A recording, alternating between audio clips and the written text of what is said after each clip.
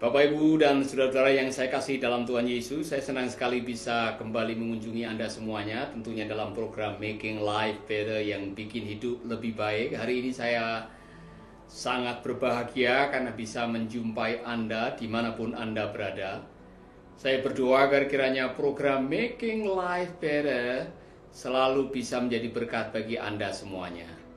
Saya senang sekali apabila program ini bisa membawa dampak positif dalam kehidupan rohani saudara, kehidupan usaha saudara, demikian juga kehidupan usaha saudara. Making Life Better sudah berada di Indonesia ini, sudah disiarkan dari radio jaringan Dian Mandiri di berbagai daerah, mulai dari Nias sampai Papua. Jadi kalau saudara-saudara selama ini mendengarkan Making Life Better dari beberapa tempat, saya senang sekali kalau Anda semua bisa berbagi Making Life Better itu dengan teman-teman yang lain, kasih tahu pada mereka semua bahwa program ini sudah memberkati banyak orang, saudara-saudara. Itulah sebabnya saya ingin mendengarkan dari saudara yang selama ini mendengarkan Making Life Better. Ini dari Eka, ini dari Ambon, ya kan, Salom yang dari Ambon. Saudara-saudara yang mendengarkan lewat Dian Mandiri Ambon atau radio Suara Papua yang di Sorong atau yang di Kobakma, saudara mendengar dari Suara Kasih Papua di Sentani atau di Cirebon atau di Nias.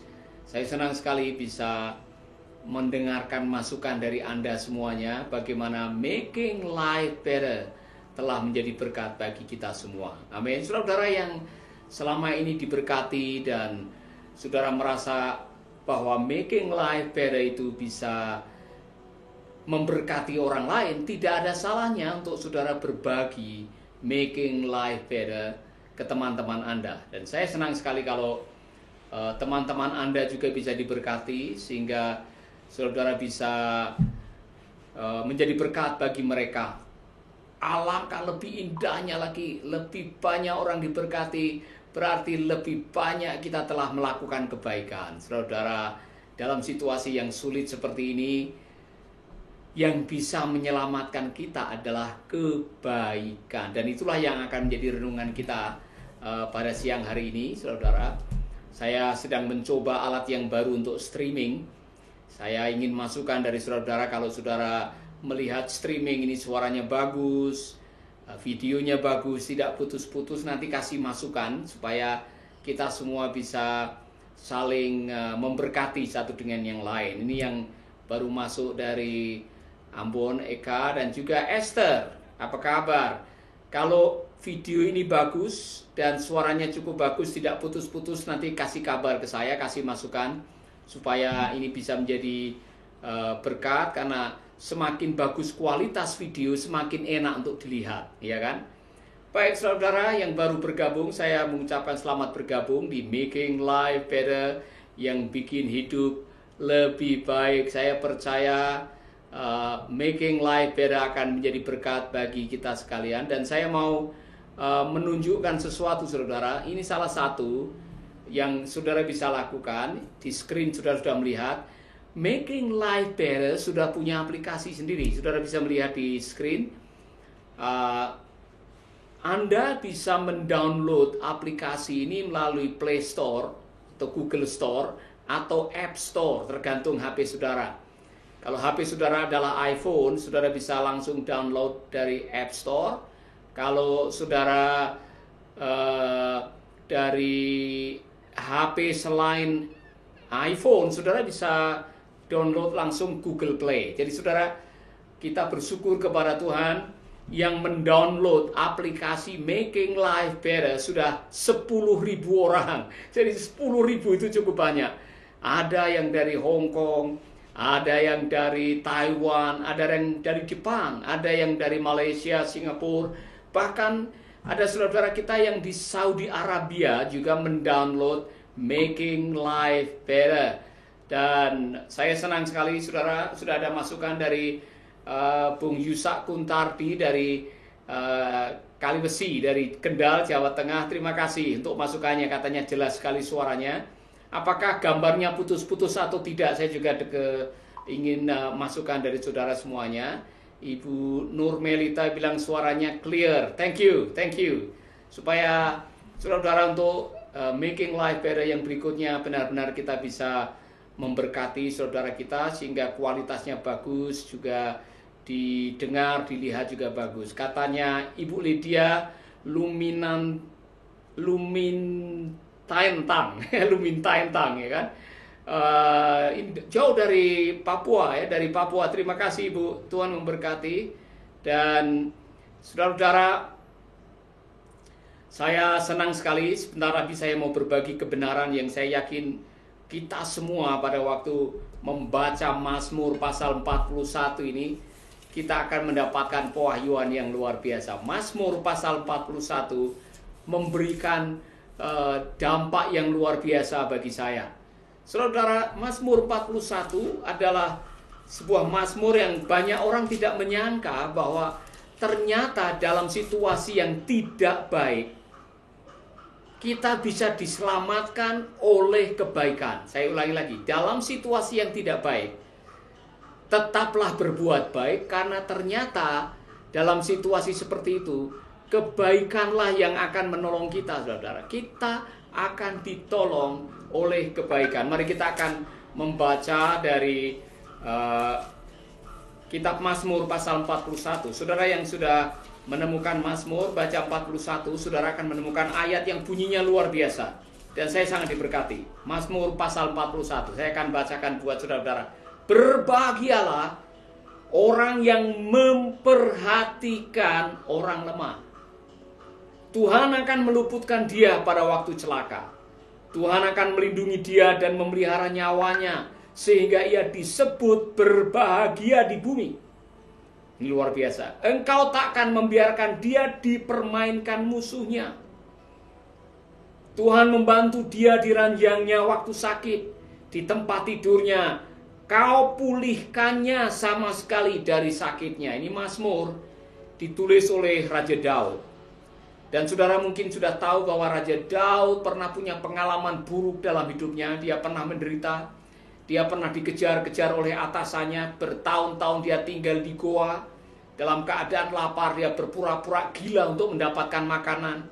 Dia, saudara, pernah diusir oleh anak kandungnya karena dia mau melakukan kudeta. Saudara, saya mau mengajak Anda semuanya merenungkan satu hal yang saya pikir ini bisa menjadi rahasia buat kita semua, bagaimana Tuhan bisa menjaga kita di tengah-tengah wabah virus corona ini.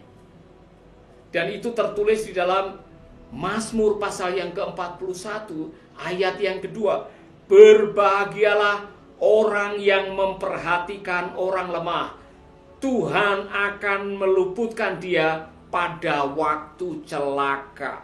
Berbahagialah orang yang menolong, membantu, memperhatikan orang yang tertindas. Ini firman Tuhan, saudara. Jadi kebaikan kita ini ternyata diperhitungkan oleh Tuhan. Amin. Kebaikan saudara diperhitungkan oleh Tuhan. Saya belajar sesuatu yang saya pikir ini sangat luar biasa. Begini, Tuhan itu maha baik. Tuhan itu maha mengasihi. Oleh karena Tuhan itu maha mengasihi, maka Tuhan itu telah membuat hukum. Dan hukum itu diperjelas oleh Tuhan Yesus yang namanya hukum kasih. Kasihilah Tuhan Allahmu dengan segenap hatimu. Kasihilah sesamamu manusia seperti dirimu sendiri. Mengapa Tuhan Yesus merangkum 10 hukum Allah itu menjadi hukum kasih? Karena kalau Allah itu kasih, saudara mendengar kalimat itu, Allah itu kasih, kata Yohanes. Maka kita semua yang percaya kepada Allah, bukti bahwa kita percaya adalah kita hidup di dalam kasih. Maka ketika kita hidup di dalam kasih, kasih bukan hanya sekedar wacana. Kasih bukan hanya sekedar ucapan. Kasih bukan hanya sekedar khotbah, sekedar pembahasan di kelompok sel.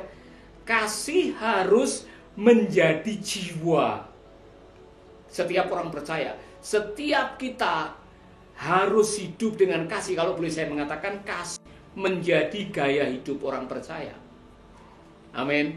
Jadi bagaimana saya tahu bahwa saudara adalah pengikut Yesus? Bagaimana saudara tahu bahwa saudara adalah murid Yesus? Pergi dan hasilkan buah. Kalau kamu saling mengasihi, orang akan tahu bahwa kamu adalah murid-muridku. Jadi tanda bahwa Anda adalah murid Yesus adalah hidup dalam kasih. Nah, saya mau menjelaskan ini buat kita semuanya. Yang saya kadang-kadang kaget, kita dengar mengenai kasih, kita mendengarkan atau mengkhotbahkan mengenai kasih, tapi untuk mengasihi orang satu rumah susahnya bukan main. Mengasihi orang satu gereja kadang-kadang tidak gampang. Mengasihi sesama tidak mudah, saudara. Padahal itulah ujian kehidupan kita, yaitu hidup dalam kasih. Nah, saya mau mengecek saudara, adakah saudara hidup di dalam kasih? Selama ini saudara hidup di dalam kasih?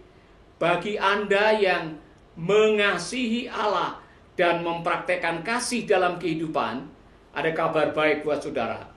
Bapak David Hawkins, seorang psikolog yang melakukan survei selama 20 tahun terhadap 20.000 kliennya, dia menemukan sebuah penemuan yang sangat luar biasa, dan dia mengatakan orang yang tahu bahwa dirinya dikasihi dan dia mau berbagi kasih, orang itu memiliki getaran kasih melebihi 200 Hz.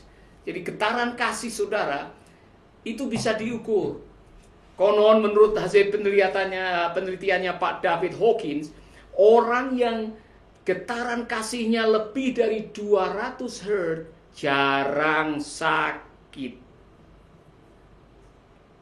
Sebaliknya, orang yang merasa tidak diterima, tidak dicintai, tidak dikasihi, selalu mengeluh, tidak punya rasa syukur, getaran kasihnya juga bisa diukur di bawah 200 Hz.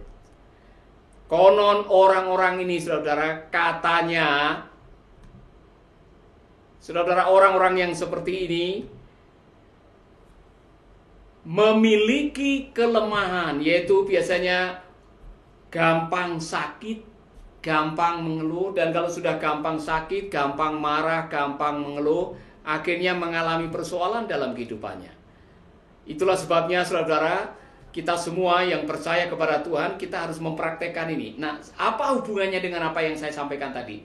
Yesus adalah contoh yang terbaik seorang manusia yang menjalankan ajaran kasih. Saya belum pernah menemukan ada sebuah ayat yang mengatakan Yesus marah dan menyimpan kepahitan dan membenci orang-orang yang memfitnah, yang mau mencelakakan, yang menyalibkan, yang menampar pipinya, yang menggosipkan. Tidak ada ayat itu. Yang saya temukan pada saat dia di kayu salib, setelah dihina, dimaki-maki, diludahi, dia di kayu salib, dia mengucapkan kalimat kasih. Kalimat itu berbunyi, "Ya Bapa, ampunilah mereka, karena mereka tidak tahu apa yang mereka perbuat." Maka sudah selayaknya kita mengikuti ajarannya yang mengatakan, saudara-saudara sudah mendengar, kasihilah orang yang mengasihi, berbuat baik kepada orang yang berbuat baik. Semua orang melakukannya, tetapi Yesus mengatakan, tetapi ini hukum, kasihilah musuhmu. Kasihilah orang yang membuat hidupmu susah. Kasihilah orang yang membenci kamu, memfitnah, memanfaatkan, mengkhianati, apapun juga kasihilah. Karena pada akhirnya kasih itu yang menyelamatkan kita. Ketika saudara punya kasih, berarti saudara punya pengampunan.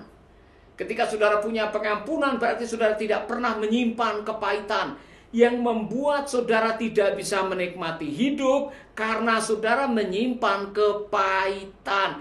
Kepahitan itu bagikan racun, saudara. Kalau saudara meminum racun atau meminum sesuatu yang bisa membuat Anda mati, yang akan celaka pasti yang meminum, bukan yang membawa atau menjual. Saya mau kasih ilustrasi ini. Ada orang yang membawa racun serangga kepada saudara, kemudian racun serangga itu kamu minum, Anda minum, ya kan? Yang mati yang membawa racun atau yang meminum racun? Pasti yang mati yang meminum racun. Yang menyimpan kepahitan, yang celaka, atau yang bikin kepahitan? Saudara bisa pilih. Saudara bisa tentukan. Kalau Anda digigit ular, Anda punya kesempatan untuk pergi ke dokter mengeluarkan racunnya, atau saudara ambil sabit kejar ularnya. Saudara bisa pilih. Saya akan memilih pergi ke dokter mengeluarkan racunnya. Saya tidak akan ambil sabit kejar ularnya. Kalau saya mengambil sabit mengejar ularnya, belum sempat ketemu ularnya, racun itu sudah masuk di jantung saya akan mati.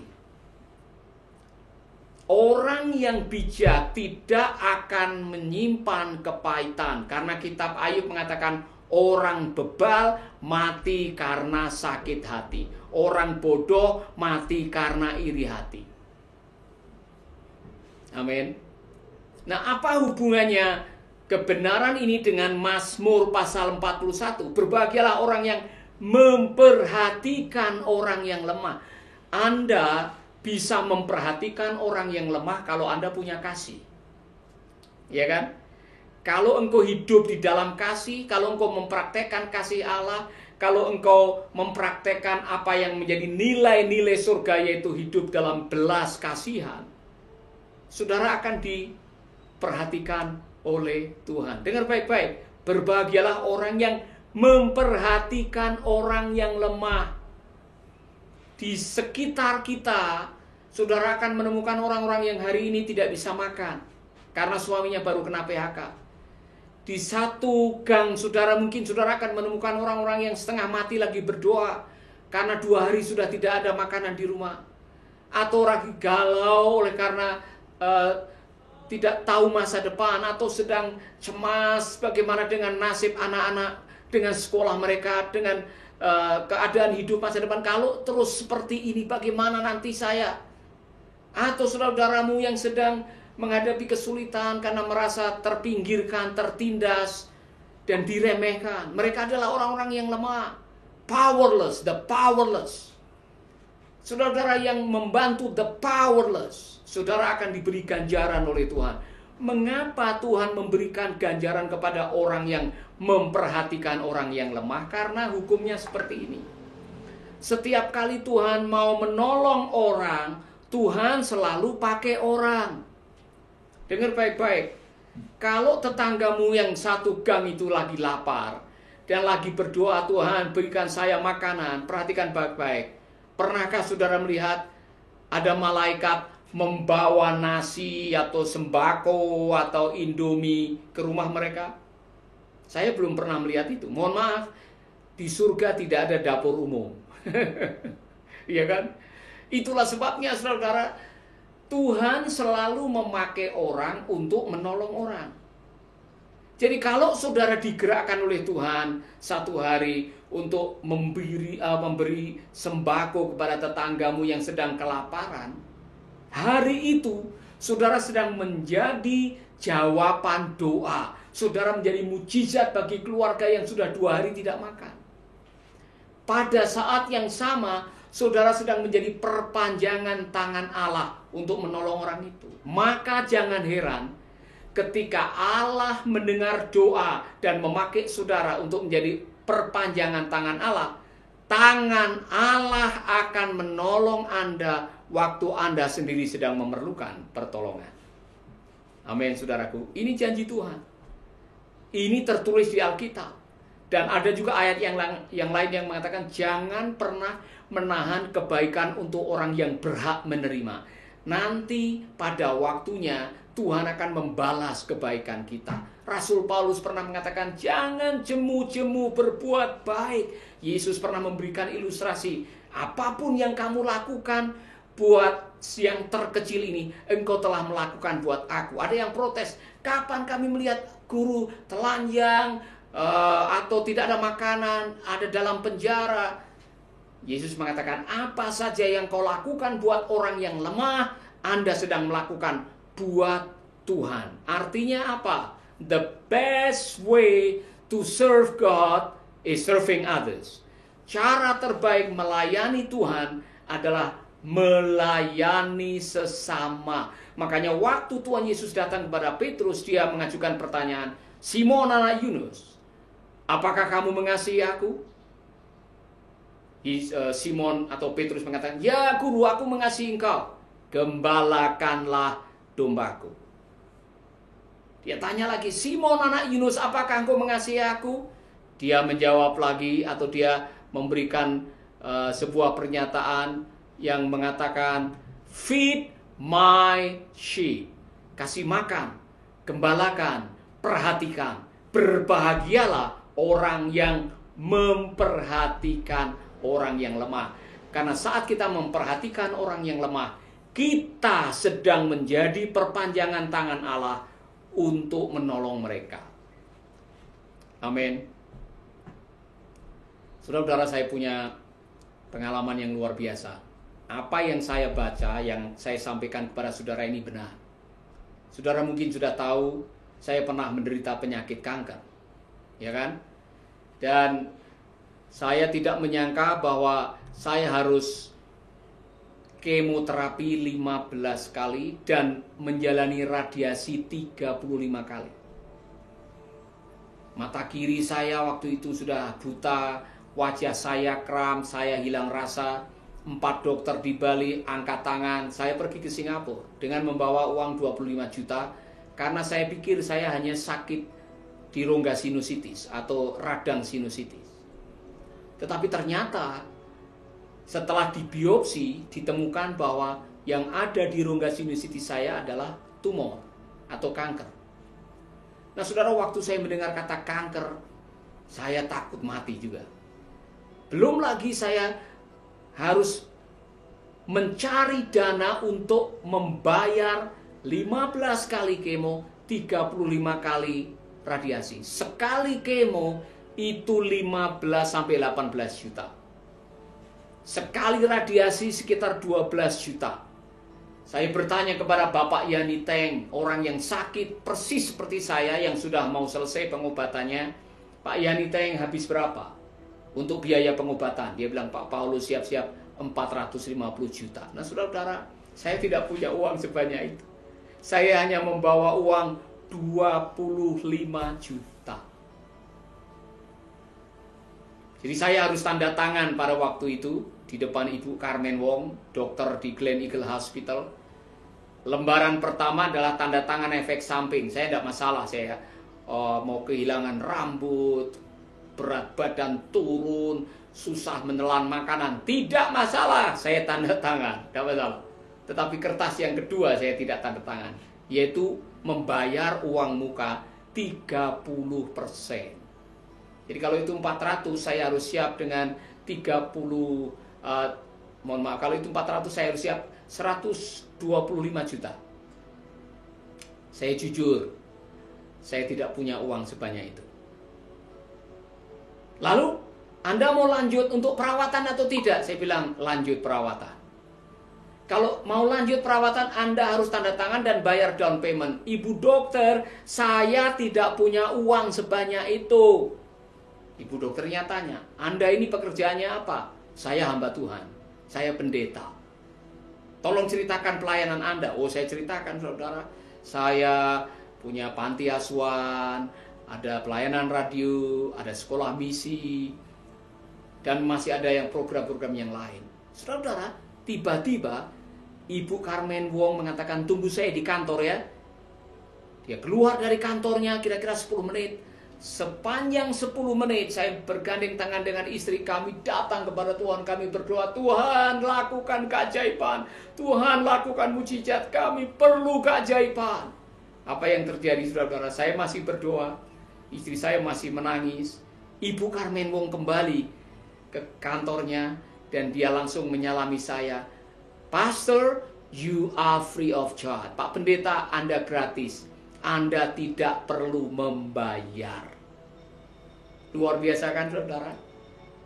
Saya melakukan sesuatu selama ini, menolong anak-anak yatim, menolong anak-anak yang terlantar, menolong hamba-hamba Tuhan yang perlu ditolong. Dan sekarang giliran saya membutuhkan pertolongan dan saya tidak mampu. Saya melihat Mazmur pasal 41 digenapi, saudara. Berbahagialah orang yang memperhatikan orang lemah. Tuhan akan meluputkan dia pada waktu celaka. Tuhan akan melindungi dia dan memelihara nyawanya sehingga ia disebut berbahagia di bumi. Engkau takkan membiarkan dia dipermainkan musuhnya. Tuhan membantu dia di ranjangnya waktu sakit. Di tempat tidurnya kau pulihkannya sama sekali dari sakitnya. Itu yang terjadi kepada saya.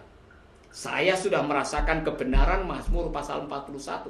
Bahwa kebaikan yang pernah saya lakukan untuk orang diperhitungkan oleh Tuhan. Dan pada waktu saya membutuhkannya, Tuhan sudah tahu, Tuhan sudah menyediakan. Saya gratis, tidak perlu membayar. Bukan hanya itu, setelah 15 tahun saya kembali lagi ke Gleneagle Hospital. Saya dicek lagi, pakai scan lagi, dan dinyatakan bersih, sembuh. Benar yang dikatakan, Tuhan membantu dia di ranjangnya waktu sakit.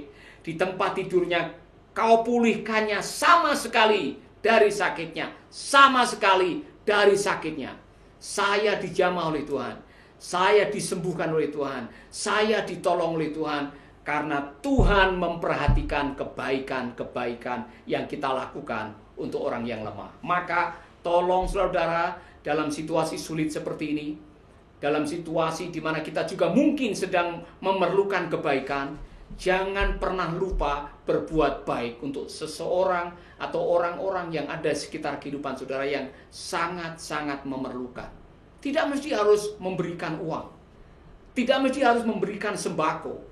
Saudara bisa cukup memberikan senyum. Atau kata-kata dorongan. Atau memberikan tumpang tangan doa untuk saudaramu yang sedang membutuhkan. Siapa tahu doa yang saudara berikan adalah satu-satunya doa yang pernah dia terima sepanjang hidupnya. Siapa tahu senyum yang saudara berikan adalah satu-satunya senyum yang pernah dia terima sepanjang hidupnya. Kita tidak pernah tahu. Tapi yang saya tahu adalah bahwa kebaikan yang kita lakukan akan diperhitungkan oleh Tuhan. Amin, saudaraku. Itulah sebabnya di akhir renungan ini saya mau mengajak saudara, mari kita datang kepada Tuhan dan mengoreksi diri kita. Di tengah kesulitan, di tengah ancaman, di tengah wabah, jangan berhenti berbuat baik. Karena kebaikan kita yang akan menyelamatkan kita. Amin. Amin, saudaraku. Saudara mungkin mengatakan, Pak Paulus doakan saya supaya saya bisa berbuat baik. Pak Paulus doakan saya supaya saya bisa menggunakan berkat yang Tuhan berikan untuk mencukupkan mereka yang kekurangan. Ada sukacita tersendiri, saudara. Beberapa hari yang lalu kami bagi sembako.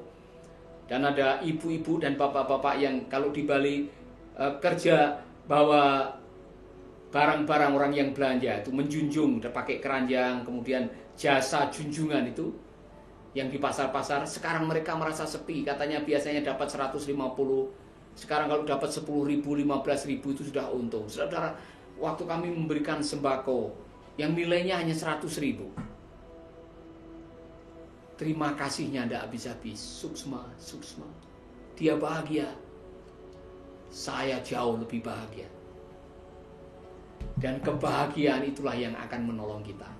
Kebahagiaan itulah yang akan menyelamatkan kita. Kebahagiaan kita itu yang akan membawa kita mendapatkan pemulihan dari Tuhan. Saudara-saudara, belajarlah berbagi. Jangan jemu berbuat baik. Jangan hanya menantikan kebaikan orang. Lakukanlah kebaikan. Tuhan akan menolong saudara. Amin. Untuk saudara-saudara yang mengatakan, Pak Paulus doakan saya supaya Tuhan pakai saya untuk menjadi agen kebaikan, taruh tangan di dada, berdoa bersama dengan saya. Bapa kami di dalam surga, terima kasih untuk renungan ini. Kami rindu Engkau menjamah kami, memberkati kami. Kami rindu agar di tengah-tengah situasi yang sulit, kami bisa dipakai oleh Tuhan untuk menjadi agen belas kasihan, agen kebaikan untuk saudara-saudara kami yang sedang membutuhkan. Pakai hidup kami, pakai talenta kami, pakai harta kekayaan kami untuk memuliakan Engkau dengan melayani sesama. Di dalam nama Yesus kami berdoa. Amin, amin, amin. Tuhan memberkati saudara. Jangan lupa dengarkanlah Making Life Better. Dan saudara-saudara, sekali lagi, saudara yang selama ini ikut live, saya akan kasih kabar baik. Saudara tahu bahwa sudah ada Making Life Better, sudah punya aplikasi yang saudara bisa download. Nah, ini dia. Making Life Better bisa di-download di HP saudara. Dan setiap hari saudara bisa mendengarkan. Sudah ada ratusan Making Life Better, renungan-renungan yang saudara bisa dengar. Dan ini gratis, aplikasi ini gratis. Saudara bisa download dari App Store atau dari Play Store. Dan saudara sudah mendownload dan saudara diberkati. Bagi saudara yang sudah mendownload aplikasi ini, tolong kasih tahu teman-teman saudara, share dengan mereka, suruh download aplikasi ini. Amin. Jadi Ibu Farah Juli ini, Pak, tolong doakan aku biar aku terus sabar dengan segala pencobaan, biar aku terus belajar dari firman Tuhan. Amin. Amin. Untuk saudara yang ingin terus mendapatkan kekuatan, sekali lagi, salah satu cara mendapatkan kekuatan iman adalah mendengarkan firman, menggunakan firman. Bapa di surga, aku menyerahkan hamba-Mu Ibu Farah ke dalam tangan-Mu. Engkau pakai hamba-Mu, berikan kekuatan, berikan jamahan dan pewahyuan setiap kali mendengarkan firman, sehingga firman itu menjadi kekuatan bagi iman kami. Di dalam nama Yesus kami berdoa. Amin, amin, amin. Tuhan memberkati saudara. Saya sekali lagi berterima kasih untuk perhatian saudara yang selama ini sudah mendengarkan Making Life Better. Saudara bisa mendengarkan lewat radio, lewat YouTube, atau saudara bisa mendownload Making Life Better. Dan kalau saudara diberkati, sampaikanlah ke teman-teman Anda, berbagi, sehingga saudara akan mendapat kekuatan. Bagi saudara-saudara yang selama ini membutuhkan counseling, membutuhkan pertolongan doa, kami ada 5 staff kami yang siap untuk memberikan counseling buat saudara-saudara. Ini nomor yang saudara bisa pakai, telepon nomor ini. Saudara yang membutuhkan doa, membutuhkan pertolongan, membutuhkan mungkin kata-kata dorongan atau jalan keluar untuk pergumulan saudara, nomor counseling ini akan menolong saudara. Saudara akan mendapatkan kekuatan melalui hamba-hamba Tuhan yang sudah siap untuk menolong saudara, dan saudara akan diberi kekuatan. Amin, saudaraku. Tuhan memberkati saudara. Ini dari Ibu Mariati. Bapak Pendeta, tolong doakan saya supaya saya kuat menjalani kehidupan ini. Amin. Saya ingin berdoa buat saudara yang sakit.